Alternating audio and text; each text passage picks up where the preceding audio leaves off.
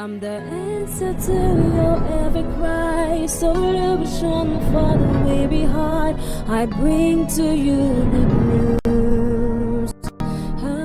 Oh, hallelujah, hallelujah, hallelujah. Glory to God. Ngithathele ithuba ngibingelele nemukele esihlokweni sethu salamhla seRhapsody yamaqiniso. Le kuyincwadi yekukholwa yawo onke emalanga. iRhapsody yamaqiniso ke incwadi isibhalelwa ngumfundisi lomkhulu umfundisi Chris Oyakhilome DSC lamhla ngomgcibelo tingemashumi lamabili nesikhombisa. Umfundisi usipha umlayeto uthi umlayeto loqinisile weluvangeli. Sivula ngencwadi yabaseRoma sahluko sesithupha ivesi lesine lombhalo kulencwadi ufundzeka kanje. Ngakho ke singcwatshwa kanye naye ngekubhajatiselwa ekufeni ukuze njengoba Kristu avuswa ekufeni ngenkhathumulo yababe nathi kanjalo kufanele sihambe ebusheni bempilo. Oh hallelujah. Aqale ke umfundisi afundzise nakabhala uthi ngalesinye isikhathi ngibuta emakristu bucala kuphi buKristu. Ngetikhathi letinyendi labanyenti bete siqiniseko bacabanga ukuthi buKristu bacala esiphambanweni ngesikhathi Jesu abethelwa. Kodwa cha, buKristu bacala kusukela ekuvukeni kwaJesu Kristu futhi bentu ababakhona nebukhona bamoya longcwele ngelilanga lePentecost. Umlayeto osibili wensinziso usime ekuvukeni kwaJesu Kristu. Oh hallelujah. Lokhu kubalulekile ngobe utakukhombisa ukuthi uyayiphila noma cha impilo yeqiniso lebuKristu noma wenda buKristu bengolo. Kuze kube ngulapho Jesu afa bekungekendeke ukuthi umuntu athole kuphila lokuphakade. Kufa kwakhe kwakusibhadalela kuphela tono tethu, tono temhlaba wonke. Ngakho ke ngesikhathi afa sono sawo wonke umuntu sabhadalelwa. Oh hallelujah. iBhayibheli lithi uNkulunkulu bekadzinga umhlatshelo munye, umnikelo munye lophelele wetono ngobe ingadi yetinkunzi netimbuti lebeyinikelwa abapristi njalo ngeminyaka bengakhoni kususa sono.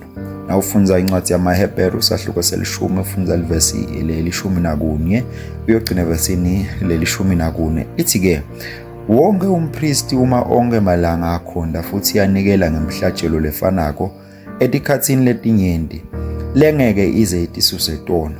Kodwa lenvodza ngemuva kokuthi inikele umhlatshelo munye wetono phakade naphakade yahlala ngesekudla saNkulunkulu ngobe ngemnikelo munye sewuphelelisile phakade labo labahlandekile. Ligama lenkosi malibonga. Uthi ke umfundisi nakachubeka kufa kwakhe bekumane kuhlawula tono tethu kuphela. Kodwa umhlatshelo wetono tethu beungakeneli. uNkulunkulu abedzinga kuba nalokungcono kunaloko. Abefuna ukuthi sibe nempilo lede sono. Lokho kwakhonakala ngesikhathi avuswa. Khumbula ngesikhathi afa safa sikuye.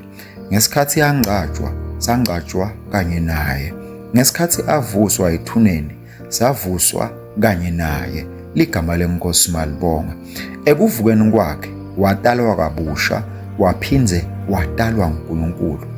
uNkulunkulu sewugcwalise lokunjalo kithi thina bantwana babo ngekuthi waphinze wavusa Jesu njengoba kuphinze kubhaliwe kusihlabelelo sesibili, wena uyindvodzana yami lamhla ngitele. Nawo ukuthola na ufunza imisebenzi yabapostoli sahluko selishumi nakuthathu ivesi lemashumi lamathathu nakuthathu. Wekucala kuvuka kulabafile. Lokho ngakuthola na ufunza incwadi yesambulo sahluko sekucala livesi lesihlanu. Qaphela ukuthi ubitwa ngekuthi wekucalwa ekutalweni ngenxa yethu sonke thina labanye ngobe njengoba kanjalo nathi sinjalo kulomhlaba.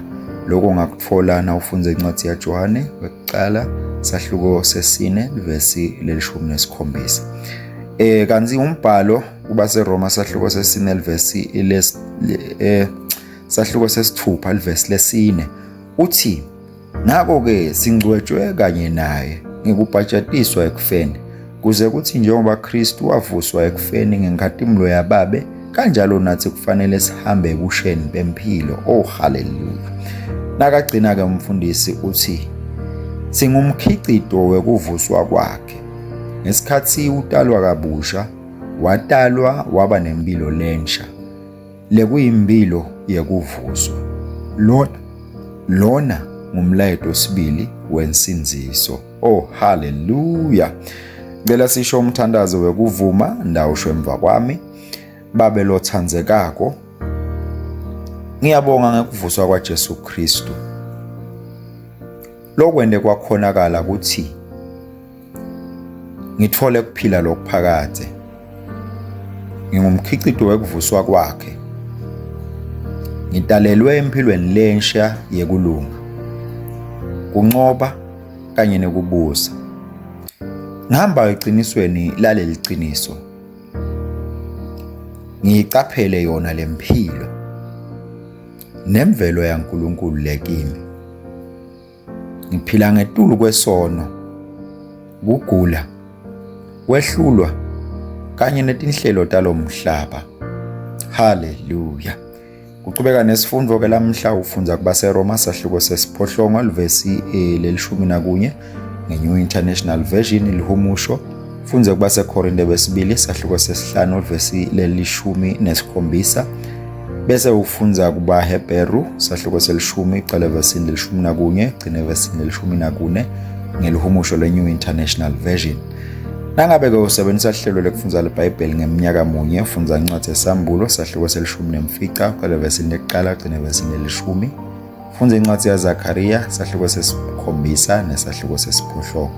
Kanti-ke nangabe usebenzisa hlelo lokufundza leBhayibheli ngeminyaka lemibili, utawufundza incwadi yemsebenti yabapostoli sahluko sesi-4 icala evesini le-13 gcina evesini le-22.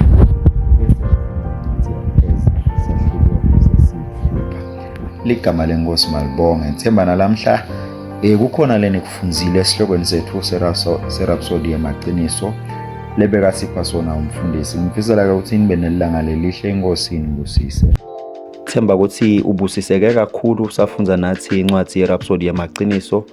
Kungako sikunika lelithuba ukuthi nangabe ufise kwenda Jesu Kristu ukuthi abe inkosi yempilo yakho, ungashona ngomthandazo emva kwami, ukholwe ngenhliziyo yakho yonke uthi, Nkosi Nkulunkulu, ngiyakholelwa ngayo yonke inhliziyo yami enkosini Jesu Kristu, indvodzana yaNkulunkulu lophilako. Ngiyakholwa ukuthi wangifela nekuthi uNkulunkulu wamvusa kulabafile. Ngiyakholwa ukuthi uyaphila lamhla. Ngiyavuma ngemlomo wami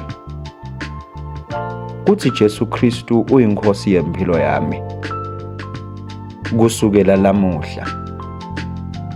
Ngaye nangeligama lakhe nginekuphila lokuphakade.